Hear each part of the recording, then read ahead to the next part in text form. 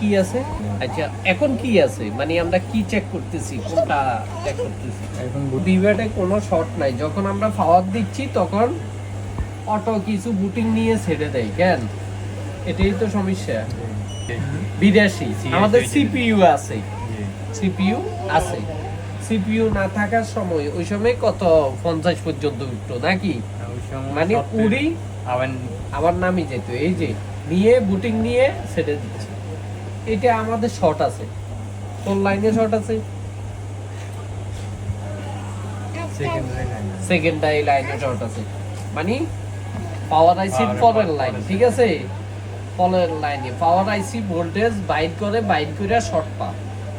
তো যেহেতু আমাদের এই সেকশনটা ওপেন আছে, আমরা এই সেকশনে দেখব আগে। যদি এই সেকশনে শর্ট পাই যাই তাহলে তো হইছে, না হইলে আমাদের এই টিট গুলো উঠাইতে হইব। কেন?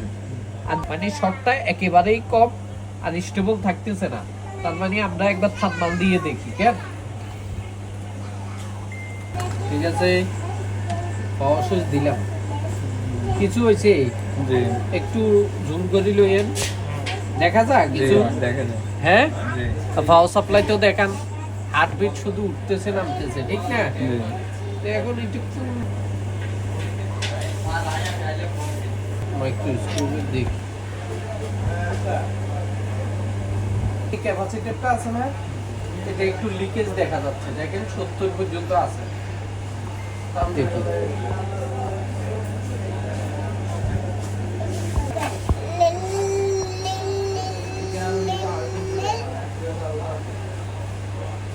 দেখেন এই ক্যাপাসিটর কি মান দেখাবে? হ্যাঁ, ওয়েল হয়ে যাবে। সে কিছু কারেন্ট স্টোর করে ওয়েল হয়ে যাবে। দেখেন এখন শুধু ক্যাপাসিটরই মাপ দিতেছি, সে মানে এই ক্যাপাসিটরটাই আমাদের শর্ট ছিল। এখন আর আগের মতো আছে?